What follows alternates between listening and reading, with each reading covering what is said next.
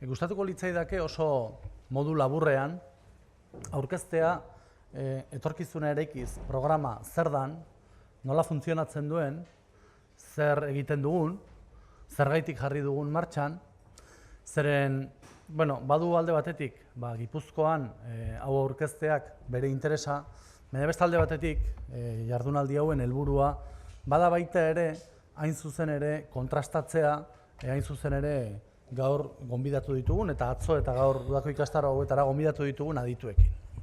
Eta beraz, aurkeztuko dut eta gero izango dugu, segurazki solasaldian, gai hauei buruz hitz egiteko aukera. Etorkizuna eraikiz programa martxan jartzen da nagusiki ikusten ditugulako, asko laburtuko dut eta asko sintetizatuko dut, nagusiki ikusten ditugulako lau hutsune bereziki gaur gure herrigintzaren sisteman. Eta herrigintzaren sistema esaten dudanean, naiz eta gure ardura Gipuzkoako Foru Aldundia den, ez naiz bakarrik Gipuzkoako Foru Aldundiari buruzari. Segurazki, erkidego autonomoan arazo beretsuak izango dira, eta autonomietatik haratago estatuak hartzen baldin baditugu, arazo beretsuak dituzte, eta hartzen baldin baditugu beste edozein egitura politiko ere bai. Baita ere, udalak hartuko bagenituzke. Baina gure kasuan, Gipuzkoako Foru Aldundiari buruz ari gara, eta Gipuzkoako Foru Aldundiaren eskalan hitz egiten ari gara. Lau hutsune, lau arazo horiek azkar komentatuko ditut, ez dut azterketa soziologiko sakon bat egingo denborarik ez dugulako gai bakoitzarena, baina bai gustatuko litzaidake zeren justu gero aurkeztuko dudan egitura, hain zuzen ere egitura horrek erantzuten dio lau arazo konkretu horiei. Lehenengo dagoen arazorik importanteenetako bat, azpimarrapen bat egin nahi dut. Gobernantzari buruz hitz egiten dudanean, nik bereizketa oso garbi bat egiten dut, zer dan new management, alegia herri ardularitzaren edo administrazioaren kudeaketa publikoa, eta bestalde batetik gobernantza politikoa dena, alegia deliberazio politikoan dagoen gaia. Gaur, politikagintzan dagoen arazo importanteenetako bat da kasik ez dagoela politikorik. Politikan dauden jende gehiena administraziora etortzen danean, normalean hasten da kudeatzailearena egiten, alegia kudeaketa egiten. Eta hau ez da administrazioa kudeatzen dituztenei zenitartean nago inolako irain bat edo gutxiespen bat, baizik eta gertatzen ari den errealitate bat. Normalean, politikari batek hauteskundeak irabazten dituenean eta gobernua izendatzen duenean, gobernu hortako berdintzait sailburuak, diputatuak, ministroak, zuzendariak, kudeatzaileak bihurtzen dira. Eta kudeatzaileak hasten dira normalean funtzionarioak egiten dituzten gauzak egiten. Eta sarritan, askotan, esaten dugunean, baina zu dedikatu behar duzu politika egitera. Eta esaten dute, baina hori zer da? Zer da politika egitea? Eta nik hor bereizketa garbi bat egiten dut. Politika egitea da hain zuzen ere, herritarren atxikimentua jasotzeko baldintzak sortzea, deliberazio politiko egitea, alegia hausnarketa eta hori erabakimenera eramatea, eta prozesu ejekutzaileetarako baldintzak sortzea. Hori da politika egitea. Normalean, tentazioa ez da hortara dedikatzea edo ez gara hori egiten hasten, baizik eta egiten duguna da, zuzenean ejekuzio prozesuetara pasatzen gara. Eta hau da, mendebaldeko gizarteetan oso edatua dagoen gaitz bat. Hau, hutsune nabarmen bada gaurko herrigintzan eta gaurko politikagintzan. Gaur politikagintzan gaudenok, sarritan ez ditugu menderatzen teoria politikoak, ez ditugu menderatzen gobernantza sistemak, zuzenean goatz gauzak egitera. Eta gauzak egin nahi ditugu. Zeren iruditzen zaigu gauza asko egiten baldin baditugu horrek gure atxikimentua eta gure legitimazio prozesuak areagotuko dituela. Beraz, nik gaur ez naiz arituko horren beste new managementari buruz, baizik eta gehiago arituko naiz politikaren gobernantzaren inguruan. Besteak beste, kudeaketa publikoari dagokionean ni baino adituagoak badaudelako hemen, segurazki politikaren alorrean ere, baina horri buruz hitz egingo dut. Lau hutsune aipatzen ditut eta lau hutsune horietan oso azkar joango naiz. Lehenik eta behin, herritarrak urruti daude herrigintzatik, politikagintzatik, eta urruti daudela esaten dugunean zer esan nahi da. Esan nahi da, herritarrak 4 urtean behin politika kontsumitzen dutela, eta beren bozka ematen digutela, merkatuan eskaintzen ditugula geure eskaintzak, eta aukera gehiegirik gabe eta deliberazio gehiegirik gabe, batzuetan tradizioagatik, beste batzuetan marketing politiko egoki egin degulako, eta beste batzuetan egoera koiunturak sortzen dituen korronteengatik, bozka ematen da, eta bozka horrek legitimazio prozesu batzuk sortzen ditu. Baina bistan da, hori da gauza bat, eta bestea da herritarra benetan komunitate politiko bateko kide izatea.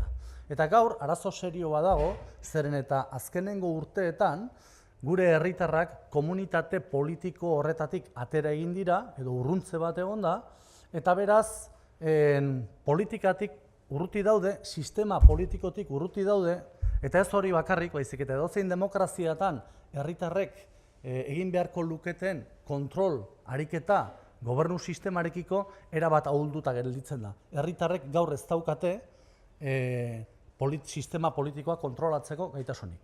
Daukate, tarteka hauteskundeetan parte hartzeko aukera, baina hori demokrazia aurreratu batuetan hutsune importantea da. Ez hori bakarrik, baizik eta ez dakit hartzen baldin badugu edozein teoria politikoko autore denek hitz egingo dute zein garrantzitsua den hain zuzen ere deliberazio publikoa, iritzi publikoan parte hartzea, nolabait ere kritiko bihurtzea, hiritarra eta sujeto politiko bilakatzea. Gaur hor hutsune nabarmen bat dago. Horrek ez du esan nahi herritarrek beren zer egiteko guztiak utzi behar dituztenik alde batera eta bapatean politikari bihurtu behar dutenik, baina komunitatean beste nolabaiteko parte hartzea sustatzen ez baldin badegu, herritarrak sujeto pasibo bihurtzen dira. 1973an oraindik ere irakurtzen den liburu bat badago, kultura zibikoaren inguruan Almonte eta Berbak idatzi zutena, nun esaten duten, edo hiritar kritikoak egiten ditugu sistema demokratikoetan inkorporatuta daudenak, horrek esan nahi duen guztiarekin 21. mendean, edo egiten ditugu subditoak. Eta gaur, geroz eta subdito gehiago ditugu. Beraz, herritarrak urruti dauzkagu, eta urruti egote horrek, eta ziurrenik, sarritan Baumanek eta hauek aipatu duten moduan, urruti egoteak baita ere politika ulertzeko modu bat ezartzen du herritarren baitan. Eta politika ulertzeko modu horrek eramaten du baita ere eskubide asko eskatzea, alegia konsumoko logikan funtzionatzea neurri handi batean politikarekiko harremana.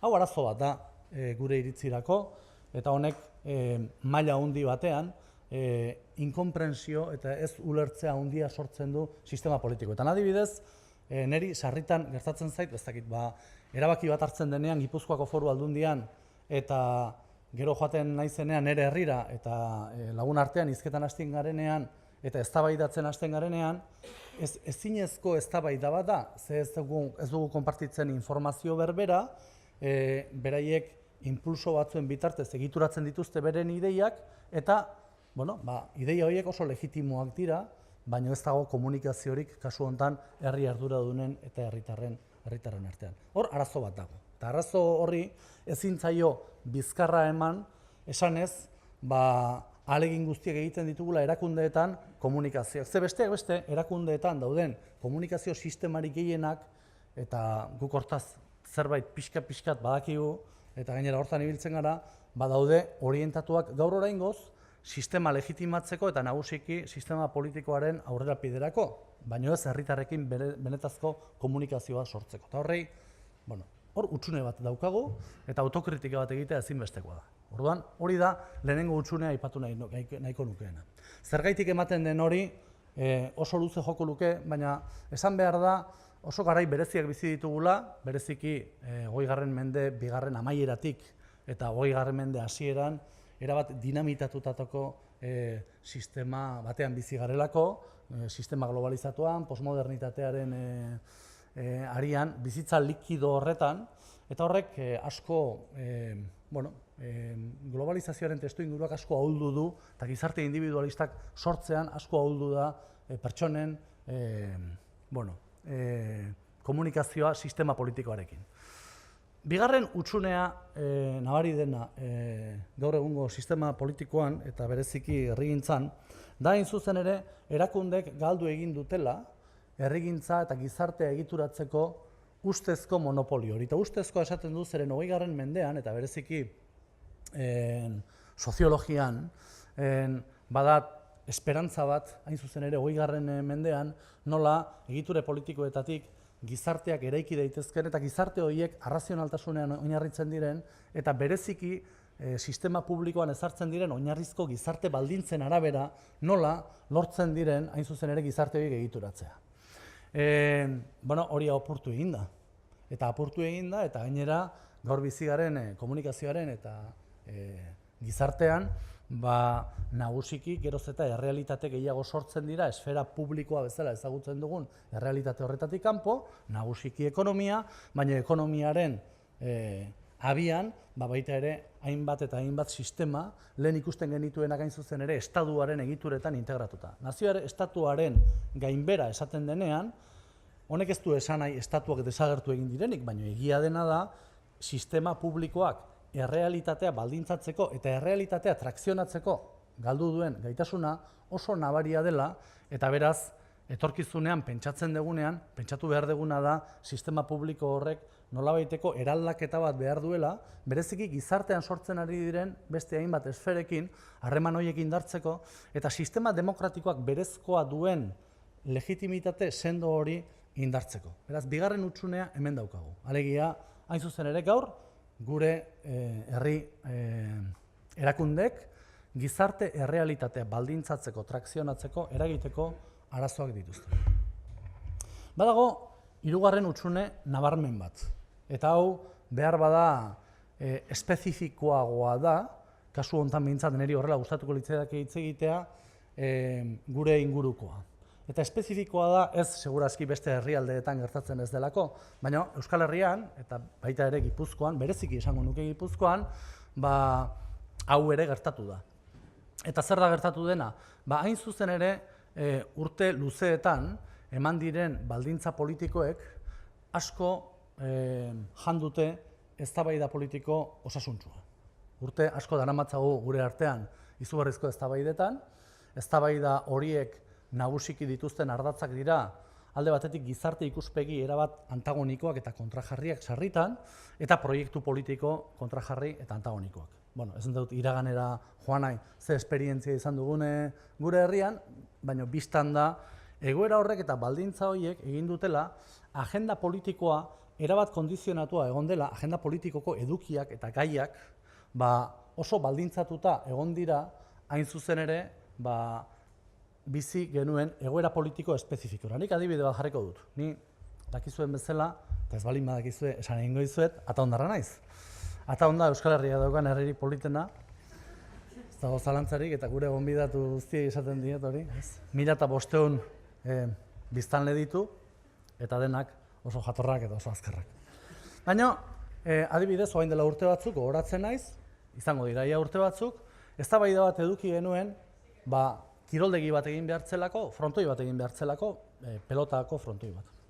Eta bi auzo nagusiki ditu gure herriak, eta auzo batean politikoki batzuk agintzen zuten, eta beste auzo batean nagusitasuna beste auzo batzuek zuen.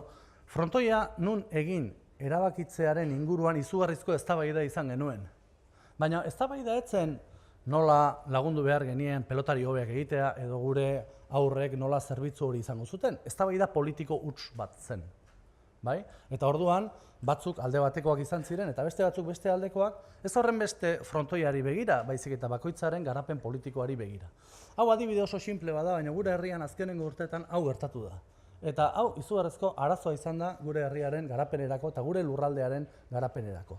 Hutsune hau aipatzen dut, zeren hutsune hori erantzunez, izugarri kostatzen da gure herrian, oraindik ere, naiz eta ni baikorra naizen eta etorkizunera begira gauzak asko betuko diren, izugarri kostatzen da, hain zuzen ere, gai baten inguruan eztabaida sano bat izatea. Eta beraz, agenda politikoa zer gertatu da? Batetik agenda politikoa ondo desarrollatu gabe gelditu zaigu. Guk erronka estrategikoei buruz hitz egiten dugunean adibidez Gipuzkoan, azkenengo 20 urteetan erronka estrategiko berdinei buruz ari gara, eta erronka estrategiko horiek ehuneko portzentaia handi batean arrazoi diferenteak bitarteko, baina tartean hau bitarteko, desarrollatu gabe jarraitzen dute. Eta desarrollatu gabe jarraitzen dute, eztabaida osasuntsu bat izateko gai izan ezarelako. Eta horren arduradunak gara denok, ez batzuk bakarrik, baizik eta gara denok.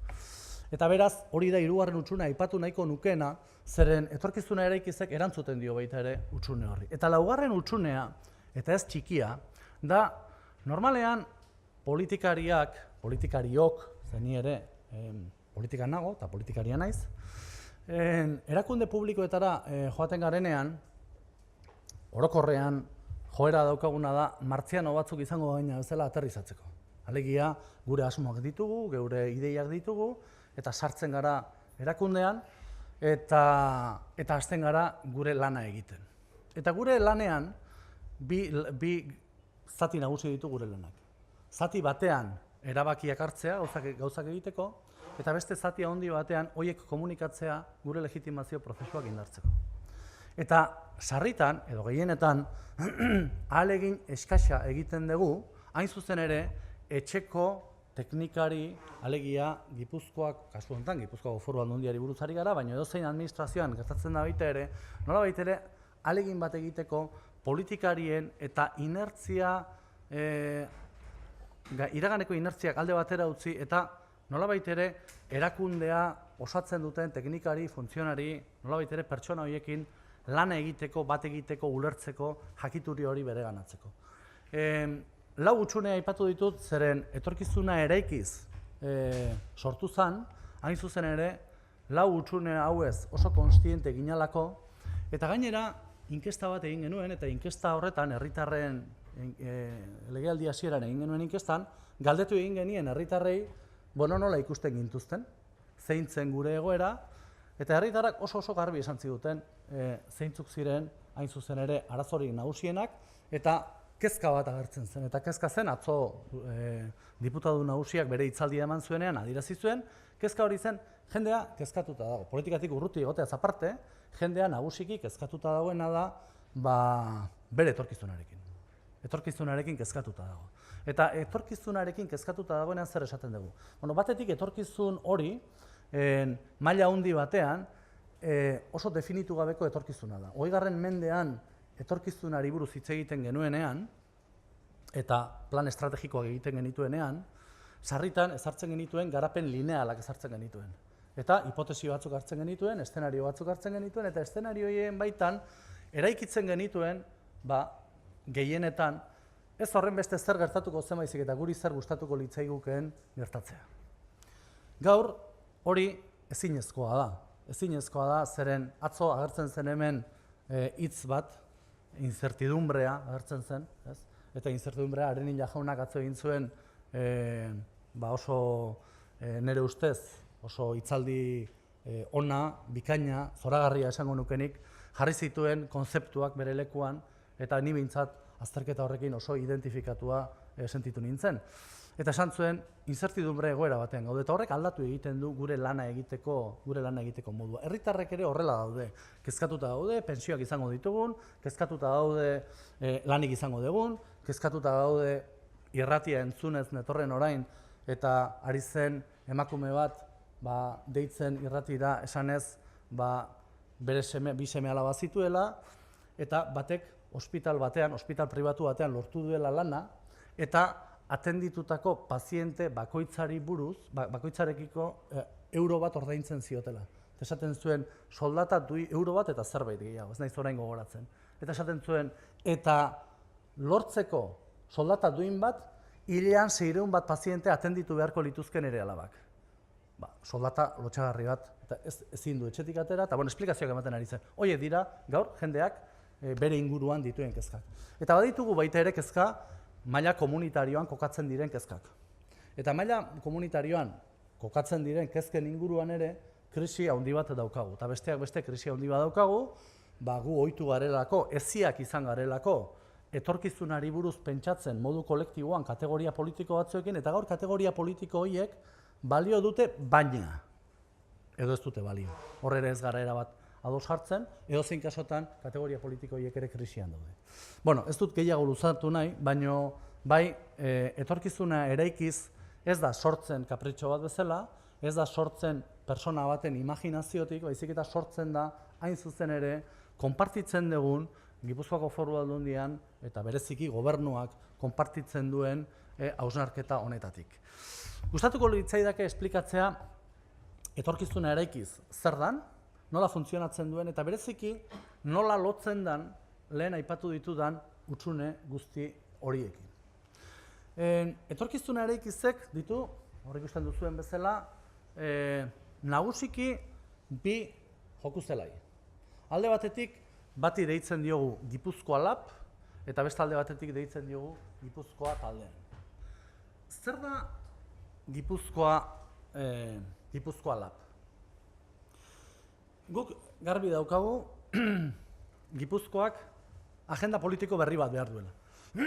Eta agenda politiko berria esaten dugunean, zergaitik da agenda politiko berri bat?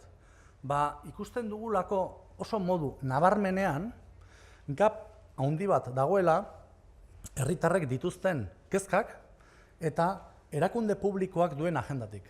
Honek ez du esan nahi erakundeek bere herri garapenean eta bere jardunean aurrera eramaten dituzten herri politikak gaizki daudenik.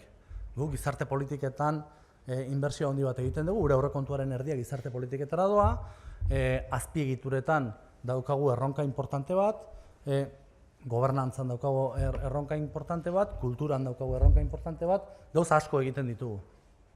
Baina garbi dagoena da, gure espazio publikoan eta ohiko bizitzan, gai berriak sartzen ari direla. Adibidez, nik galdetuko banu hemen, zuetako zenbatek dituzten arazoak, zailtasunak ditugulako, hain zuzen ere, geure bizitza profesionala eta etxekoa edo familikoa elkar ondo uztartzeko, seguraski zuetako askok esango zenukete, agian gehiengoak esango zenukete, efektibamente hori horrela da. Eta aldaketa klimatikoari buruz hitz egiten dugunean, aldaketa klimatikoa ez da norbaitzuen imaginazioan sortu den gauza bat, baizik eta benetako hor dago eta heldu egin behar diogu. Eta gure alabak hartzen dute beren telefono mugikorra eta beste errealitate batean gaude, eta guk ez ditugu errealitate horiek ezagutzen. Uda honetan izugarrizko burruka izan dut nik gure alabarekin, ze telefono mugikor bat nahi zuen, 12 urte ditu, eta azkenean telefono mugikorra badauka. Baina galdetu egin nion aurreko egunean, zer moduz moldatzen zen bere telefono berriarekin, eta galdetu nion zenbat mezu jasotzen zituen. 12 urte ditu, eta esan zidan, gaur jaso ditut 55 mezu. Eta impresionatuta gelditu nintzen. 55 mezu jaso zituelako.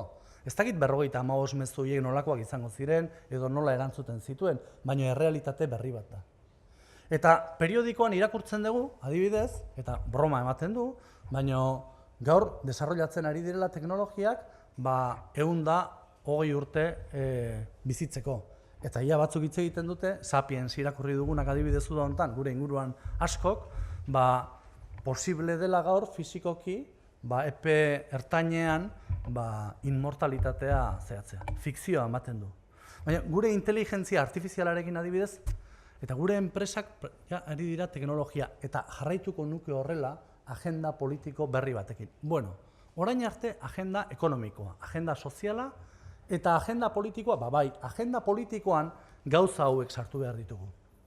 Eta guk buruan dauzkagun kategoria politikoek ezin digute eragotzi, nire iritzirako, ezin digute eragotzi, hain zuzen ere, guzti hau desarrollatzea. Buruan dauzkagu kategoria politiko batzuk, lana egiteko modu badaukagu, gure garaiaren seme-alabak gara, eta sortzen ari diren errealitate berri hauek kudeatzeko falta zaigu. Baina hauek inkorporatu egin behar ditugu, gure deliberazioetara, inkorporatu egin behar ditugu, kezkatu egin behar da, ikasi egin behar dugu, gure sistema instituzionalak egokitu egin behar ditugu agenda politiko hau eraldatzeko eta geure ganatzeko, eta saiatu behar duguna da nola edo hala etorkizunari gai hauekin heltzen. Beraz, garbi daukagu, badagoela etorkizuneko agenda politiko bat, orainaldian ekarri behar duguna eta landu behar duguna. Eta horregatik, Gipuzkoa Laben erabaki genuen, hain zuzen ere, etorkizuneko agenda horrekin esperientzia aktibo batzuk jartzea. Zergaitik esperimentazioa? Esperimentazioa arrazoi batengatik. Gu gaur gure diputatu nagusia, baina adibidez diputatuak, berdin da hemen aurrean Imanol Asa dago, gobernantzako diputatu, gure diputatuak gizartearen aurrean aterako balira esanez, ideia hau daukagu eta hau egin behar dugu, eta soilik hortara mugatuko bagina, edo hau egitea ondo egongo litzake, inolako sinesgarritasunik ez genuke izango. Zergaitik, badagoelako politikarien sobreesposizio publiko bat, eta okupazio publiko horrek soilik mezu positiboekin garamatzalako egoera estatiko batetara eta etekinik horrek inolako eraginik ez izatera. Beraz, horregatik pentsatu genuen, importantea zela Gipuzkoarrei adieraztea, hain zuzen ere, proiektu esperimental horiek egin behar genituela eta martxan jarriko genituela dagoeneko. Eta beraz, 4 esperientzia piloto jarri ditugu, eta gehiago jarriko ditugu datozen urtetan, gero komentatuko dudan bezala. Esperientzia piloto hauen ezaugarria dira nagusiki bi. Bat da, benetan, esperimentazio aktiboa dela, alegia ez dira ideiak bakarrik. Ari garena egiten da, benetan esperimentatzea. 4 proiektu jarri ditugu martxan, alde batetik langileen parte hartzearen inguruan enpresetan, bigarrena da, zuzen ere, konziliazioaren inguruko esperimentu bat jartzen ari gara martxan, hirugarrena da, adinekoen asistentziarako zentro esperimental bat Pasaian jarriko dugu, dagoeneko lanean ari gara, eta 4. Proiektu pilotoa, hain zuzen ere, ari gara garatzen euskerazko produktu kulturalak ekoizteko, sistema audiovisualean ekoizteko laborategi bat sortzeko, Mikel Irizar dago eta bera da arduraduna. Esperientzia horien ezaugarria lehenengo hori da, esperimentatuak izatea. Uste duguna da etorkizuneko agenda horrekin esperimentatu egin behar dugu. Alegia ez dela nahikoa kanpora irtetzea eta esatea, hau ikusi behar dugu edo beste ikusi behar dugu, ez. Hasi egin behar dugu lantzen. Eta ikasi egin behar dugu, eta onartu egin behar dugu, gauza batzuk ondo aterako direla, eta beste batzuk gaizki aterako direla. Eta esperientzia horren arabera ikasketa prozesua sortuko dugu. Claro, gure helburua da, geroz eta proiektu indartsuagoak eta potenteagoak esperimentazio hortara eramatea, eta esperimentazio hortan ondo ateratzen diren neurrian, horiek gero, desarrollatzea eta garatzea eta eramatea, hain zuzen ere, herri politiketara. Badago beste ezaugarri bat baita ere, eta beste ezaugarria da, hain zuzen ere, lehen esan dut, Gipuzkoako Foru Aldundiak edozein erakundek bezala ezin duela bakarrik lan egin, taldean lan egin behar duela, eta hain zuzen ere egin behar duela besteekiko harremanean. Proiektu horietako bakoitzak 4 eragile binkulatzen ditu, 4 eragilek parte hartzen dute, eta eragile bakoitza egotearen arrazoia importantea da.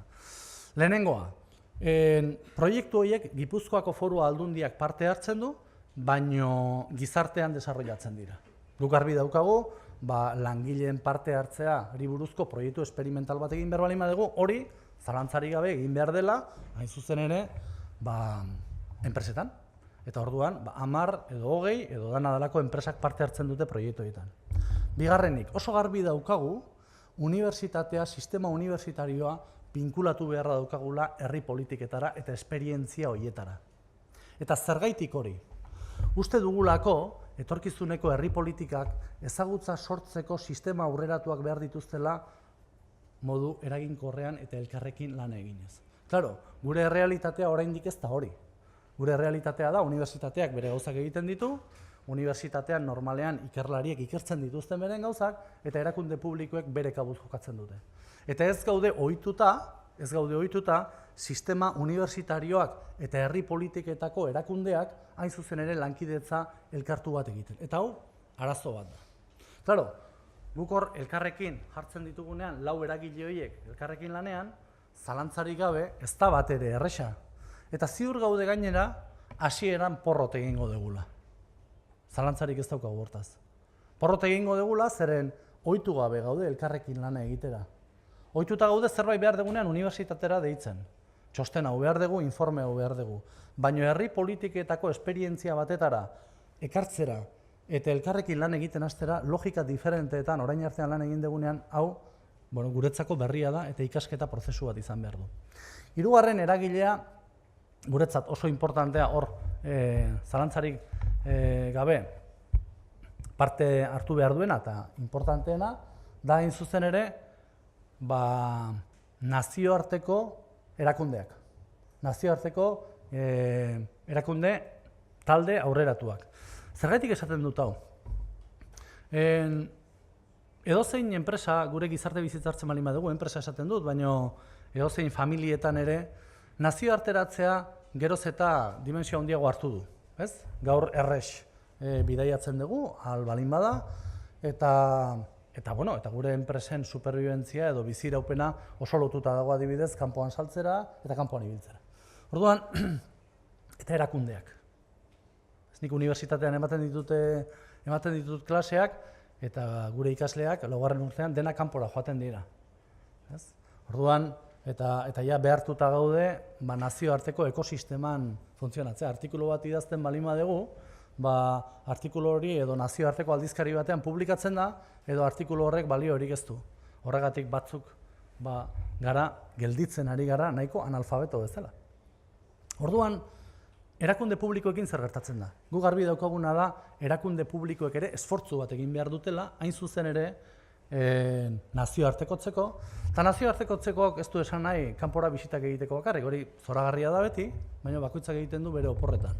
Baizik eta kanpoko erakundeekin lankidetza eraginkorrak sustatzeko eta baita ere, nolabait ere, kanpoan sortzen den, bai ezagutza aurreratua, eta baita ere produkzio sistematan sortzen diren produktu aurreratuekin hain zuzen ere esperientziak elkarbanatzeko eta integratzeko gure sisteman. Eta azkenik, guretzat oso importantea da prozesu horietan baita ere gai bakoitzean adituak diren gizarte eragileak involukratzea. Gizarte eragileak involukratzea zeren gaur ezagutza ez dago puntu batean, esperientzia ez dago puntu batean, eta ikasi beharra daukagu elkarren artean lan egitea. Bueno, me gustaría insistir en las 4 partes fundamentales de cada proyecto de Gipuzkoa Lab. Y me gustaría insistir porque si hiciéramos la pregunta, bueno, ¿y esto funciona realmente? ¿Esto está funcionando realmente? Pues tendríamos que decir que está funcionando y que tiene y está dando muchísimos problemas, porque es muchísimo más fácil pensar y ejecutar en una misma secuencia de tiempo. Solo que la experiencia que nosotros entendemos que vamos a adquirir en la experimentación activa de esa nueva agenda política, poniendo en marcha experiencias piloto que después los vayamos a incorporar a las políticas públicas, entonces nos parece que merece la pena hacer esa travesía en el desierto, conectar con el sistema universitario, conectar con los centros avanzados del mundo y al mismo tiempo compartir con aquellos agentes de la sociedad organizada que realmente pueden aportar mucho más valor a veces que las instituciones públicas y otras veces no, pero que en cualquier caso de manera compartida vamos a trabajar. Eso es Gipuzkoa Lab y es la mitad de Etorkizuna Eraikiz y el Construyendo Futuro. El segundo grupo es Gipuzkoa Taldean. Uno de los déficits más importantes que tenemos en este momento es el que no pensamos en el futuro. No pensamos en el futuro. ¿Por qué? Pues porque nos genera incertidumbre, porque no sabemos cómo abordarlo. Y desde luego yo recuerdo cómo hace algunos años hacíamos aquellos ejercicios de prospección que eran absolutamente lineales y salía siempre todo bien. Y era todo absolutamente perfecto porque construíamos los escenarios que queríamos. Y realmente, bueno, pues aquello era un ejercicio más o menos interesante. Generalmente en todos aquellos procesos coincidíamos siempre los mismos agentes y desde luego 2 que siempre estaban allí, los profesores universitarios que siempre hemos tenido tiempo y los jubilados, pero aquello no tenía mucha mayor validez, Hoy en día, sin embargo, estamos obligados a estar pensando permanentemente en el futuro y pensar permanentemente en el futuro significa estar orientado, tanto en la actitud como en el comportamiento, a preparar en la búsqueda permanente de cosas nuevas. Y que el resultado final de los procesos de esas deliberaciones, además de ser compartida, sea también un proyecto tangible.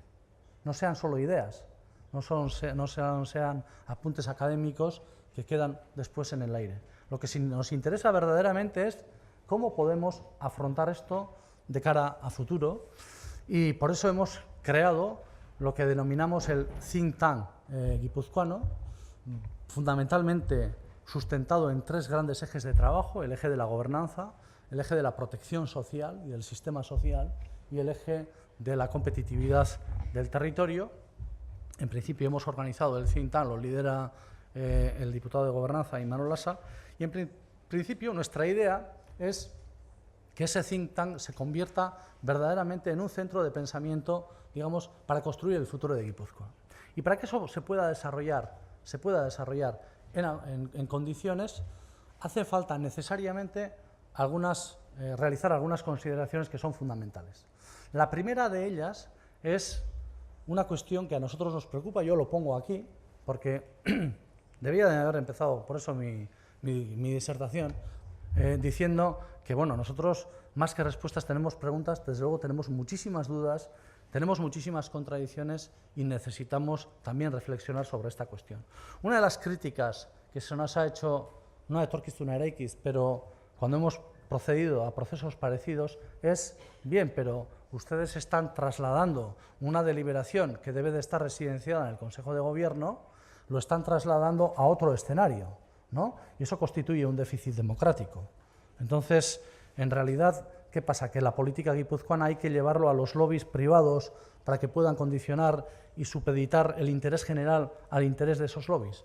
No se trata de eso, se trata más bien de lo contrario, se trata de fortalecer la deliberación pública, se trata de intentar que aquellos temas que tenemos encima de la mesa puedan ser contrastados y fortalecidos desde una visión de la excelencia y desde una visión de la profesionalidad. En ningún caso se trata de restar el valor de la política, sino ampliar el valor de la política en términos de conocimiento y también en términos de los proyectos que se puedan plantear aquí.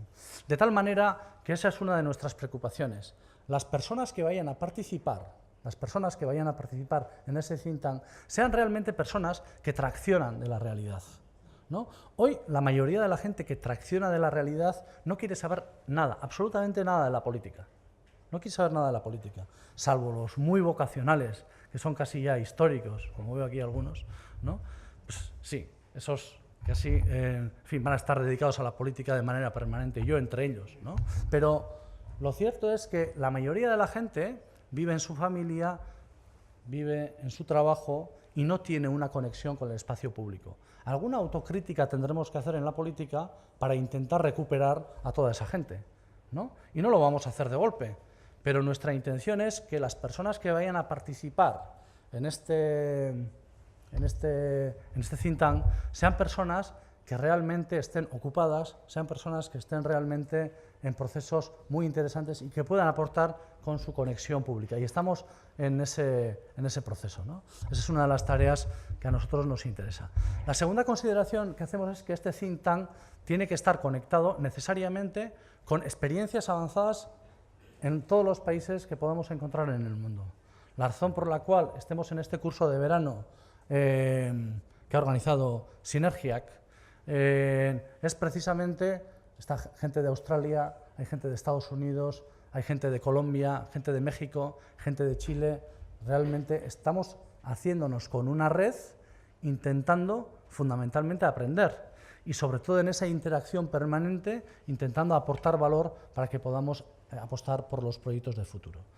La idea es que de esos proyectos de futuro que puedan salir de manera permanente, digamos, de ese think tank, después vayan a ser experimentados en la práctica por Gipuzkoa Lab. Luego, tanto Gipuzkoa Taldean como Gipuzkoa Lab están unidos porque esas reflexiones requieren después de una aplicación práctica. Dentro de etorkizuna eraikiz hay otra cuestión que me gustaría comentar. Si esto lo hacemos nosotros, si en realidad esto lo lidera la Diputación Foral de Guipúzcoa, ¿dónde está la participación de la propia sociedad? ¿Dónde está la participación de la sociedad? Bueno, la participación de la sociedad, en primer lugar, está a dos niveles, a nivel de la sociedad organizada y está también a nivel individual. Y voy a referirme ahora estrictamente al tema del nivel individual. Nosotros consideramos que la experiencia de etorkizuna eraikiz podría ser bien interesante si fuéramos capaces de crear pequeños etorkizuna eraikiz a lo largo de toda Guipúzcoa. Si fuéramos capaces de que, de alguna forma, pues empresas, organismos sociales, privados o de otra índole, plantearan su orientación de cara a futuro. Porque lo que nosotros tenemos claro es que si nosotros orientamos nuestra actividad pública a lograr esa agenda política y encarar los problemas que nos vienen como problemas del siglo XXI, vamos a seguir siendo una sociedad avanzada. Y esto no significa abordar exclusivamente problemas tangibles, es decir, infraestructuras o problemas vinculados al mundo de la competitividad del empresarial. Estamos hablando también de valores, estamos hablando también de la diversidad. Ahora que veo que está aquí también la directora, por ejemplo, de Derechos Humanos de la Diputación Foral de Guipúzcoa y de Convivencia, ¿no? Tenemos nuevos retos en nuestra sociedad, el tema de la diversidad, lo que está pasando, por ejemplo, con el tema del yihadismo. Eso no se resuelve con una manifestación o solo con seguridad. Vamos a tener que abordar los debates, vamos a tener que dialogar cómo tratamos la diferencia, vamos a tener que aprender a movernos en un mundo donde se han dinamitado las relaciones del espacio y del tiempo.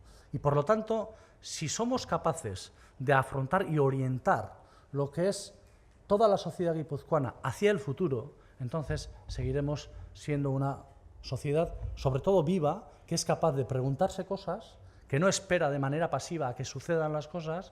Nadie nos va a resolver los problemas. Si no hacemos nada, no va a pasar nada o pasará lo que las dinámicas que hayan establecido otros actores vayan a pasar, pero tenemos que tomar la iniciativa y tenemos que tomar la iniciativa de manera compartida. Está el tema, por ejemplo, de la igualdad, que es un tema dramático. El tema de la igualdad es un tema dramático. Las instituciones de momento ponemos pequeños parches, pequeños avisos, pero en realidad lo que está pasando, por ejemplo, este verano, ¿no?, en Guipúzcoa, pues es realmente dramático, ¿no?, que hayamos tenido todas esas situaciones, o en nuestra vida cotidiana, cómo tenemos planteado la relación entre hombres y mujeres. Bueno, todos esos temas los menciono porque no me refiero estrictamente a los temas más de infraestructuras más tangibles, que a veces los identificamos con suma facilidad, pero que realmente están ahí, y que es realmente lo que hace que una sociedad sea avanzada. Y por lo tanto, por eso tenemos un programa, que es también Etorkizuna Eraikiz, cuya idea es, y ya estamos en la segunda edición, que nos presenten proyectos de innovación social. Nos presenten proyectos para que de cara a futuro, digamos, sea la propia sociedad la que haga una apuesta. Yo recuerdo, por ejemplo, como me decía un buen amigo mío hace algunos años, que cuando venía la crisis, una empresa lo primero que hacía era quitar los gastos de comunicación.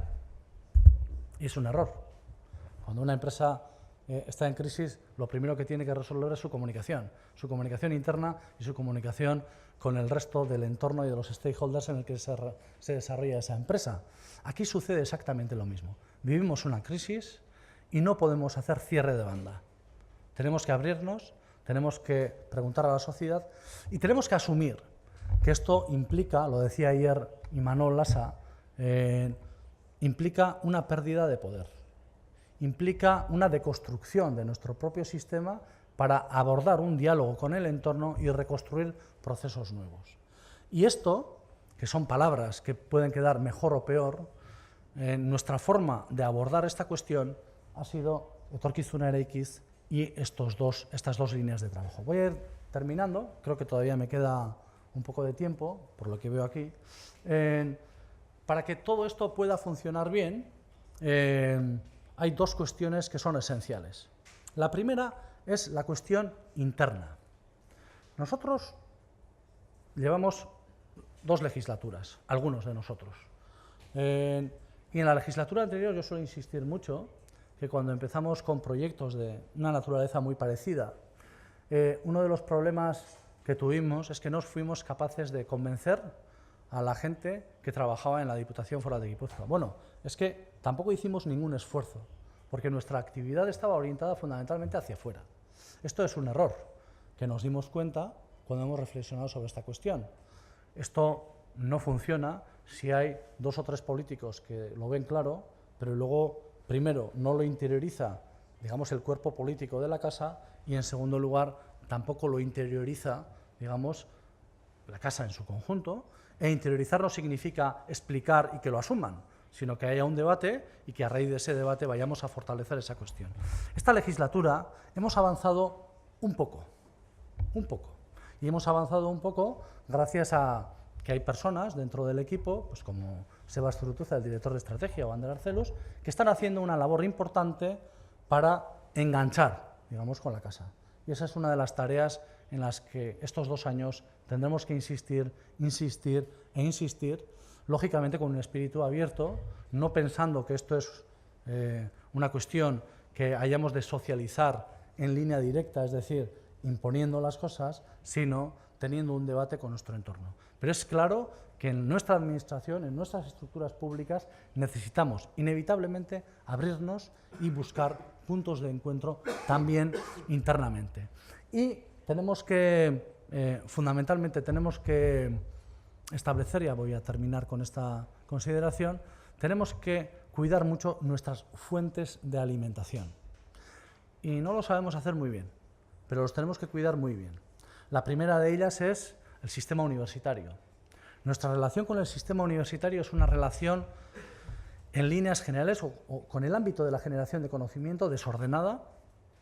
Es desordenada y todavía, en términos de eficacia, es poco útil.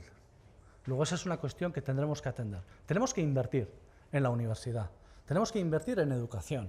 Esto vale seguramente para todo esto, ¿no? O sea, no nos duele el estómago si decimos que vamos a hacer una carretera que cuesta 100 millones de euros, que 100 millones de euros es mucho dinero, ¿no? Bueno, al menos para mí es muchísimo dinero. Pero si yo dijera ahora que vamos a invertir 100 millones de euros en el sistema universitario, concretamente en Guipúzcoa, para que la gente aborde tesis doctorales, para que haya una remodelación del sistema, para que podamos tener la oportunidad de enlazar mejor con el ámbito de generación de conocimiento internacional, alguien pensaría que, bueno, en fin, como no va a pasar, o como está loco, pero en realidad tenemos que hacer una apuesta por el sistema de generación de conocimiento. No estamos hablando solo de dinero, también estamos hablando de hibridación. Estamos hablando de cruzarnos en nuestros procesos de deliberación con el sistema universitario, de aprender y de intentar nosotros obligar a hacer gimnasia al sistema universitario, al mismo tiempo que el sistema universitario entra también dando respuesta a la realidad que se plantea en las políticas públicas. Esa es una cuestión. La segunda cuestión muy importante, tenemos que intentar que los ciudadanos participen de alguna forma de esto. Nosotros tenemos muchísimas contradicciones, porque al mismo tiempo que yo estoy diciendo esto, pues en otros aspectos niego también la posibilidad de participación. Seguramente tenemos que hablar mucho sobre esta cuestión, pero tenemos que crear espacios donde los ciudadanos se sientan cómodos, donde realmente comuniquemos, hablemos el mismo lenguaje. No es posible una participación real si hay un gap excesivo en las culturas políticas, si hay un gap excesivo en las actitudes y si la idea que se establece para la participación tiene finalidades distintas. Esa es una cuestión que históricamente ha pasado en nuestro entorno, que es una sociedad con características importantes en términos comunitarios, con una vocación de participación, pero al mismo tiempo esa participación no ha estado regulada por un espacio común, por unos valores que estaban orientados al desarrollo, y eso ha generado muchos problemas en este país. Pero esa es una tarea que tenemos que hacer, pendiente, que lo estamos intentando y progresivamente lo tenemos que lograr. Y en tercer lugar, tenemos que salir de un cierto... yo suelo hablar mucho de mi persona a este respecto porque tengo enormes dificultades, por ejemplo, con el inglés. Ya, mi cabeza ya no da. Y entonces, yo me siento un analfabeto, por ejemplo, cuando voy fuera. Y no quiero que pase esto, por ejemplo, con mis hijas. Y en Guipúzcoa es incomprensible que gente, por ejemplo, de 20, 22 años no hablen con absoluta normalidad el inglés como hablan el euskera o como hablan el castellano. Algo estamos haciendo mal en nuestro sistema educativo. Nuestras hijas y nuestros hijos deberían de hablar perfectamente el inglés, incluso más idiomas, pero desde luego el inglés. Esto es un problema que tenemos. Y nosotros tenemos que conectar, tenemos que salir de ese analfabetismo en cierta medida y tenemos que conectar con las experiencias más avanzadas del mundo. Tenemos que dialogar con esas experiencias. Tenemos que aprender y tenemos que ser parte también de ese área global. Un localismo paralítico nos va a conducir, desde luego, a ninguna parte. Esa es una tarea que lo tenemos pendiente y donde creo que hay que hacer sinceramente una autocrítica. Y finalmente, ahora sí, para terminar mi intervención, creo que he intentado mostrar con una cierta precisión lo que es Etorkizuna Eraikiz, con los problemas que tiene, pero nos quedan todavía 2 años para fortalecer este proceso y 2 ideas para terminar. La primera es, tenemos que hacer todo lo posible, lo estamos intentando, que esto salga del enfrentamiento político. Yo tengo que decir que soy bastante positivo, entre otras cosas porque cuando hemos hablado con el resto de los grupos junteros o partidos políticos que están representados en juntas generales, básicamente la respuesta es bien, pero vosotros sois los primeros que no podéis caer en utilizar políticamente esta cuestión, porque si esto se convierte en una operación de marketing electoral para ocupar el espacio público, entonces será instrumentalizado de manera negativa. Nosotros tenemos ese compromiso y ese reto de autorregularnos y de no utilizar toda esta cuestión como un elemento que nos proyecte hacia la ciudadanía en términos de marketing con objetivos puramente electorales. Y tendremos que demostrar a la oposición que somos capaces de hacer eso si realmente queremos involucrar. Pero esa es una tarea importante, porque vivimos muy sujetos a la coyuntura. Y esto me pasa a mí todos los días. Cuando leo los periódicos a las 8 de la mañana, si aparecemos bien, estoy contento, y si no, empiezo a estar no tan bien, ¿no? Y no se puede funcionar así en la política. No podemos estar en ese coyunturalismo sujeto al titular del día siguiente. Este país y fundamentalmente este territorio, desde luego necesita proyectos de largo alcance, donde haya consensos básicos y donde algunos empiecen y luego terminen otros, pero que haya un largo recorrido. Es decir, hay algunas cosas que transformar nos va a costar años y no pueden estar sujetos a la deliberación coyuntural de las legislaturas. Las legislaturas son periodos cortos, por eso hay algunas cosas que efectivamente están sujetos a la coyuntura y a la deliberación más política, pero otros donde tiene que haber más consensos. Eta ja bukatzeko, nik esango nuke hau, jende asko dagoela esfortzu honen atzetik, jende asko ari dela lanean, bai Gipuzkoako Foru Aldundian, eta uste dut esker ona besterik ez zen, egia esan, hasieran laguntza handia izan dugu, bai udako ikastaro honetarako Alfonso eta bere taldearen aldetik, asko lagundu digute baita ere Javier Fontek eta Public Affairsek, asko laguntzen ari dira etxe barruan hainbat eta hainbat baita ere zuzendari gero proiektu hauek, ez? Hitz egitea erresa da eta polita da, baina gero egin behar dira proiektu hauek, eta, ari gara, pixkanaka lan hau egiten, eta, benetan guztiei mila esker, eta espero dut, argi utzi izana gutxienez, etorkizuna eraikiz zer dan, eta, eskerrik asko baita ere, nire aurretik zeuden bi gonbidatuei, ze kolatu egin naiz, gero beste gauza bat sortu zaidalako ezinbestean. Osea, mila esker danoi, eta eskerrik asko tortzatik.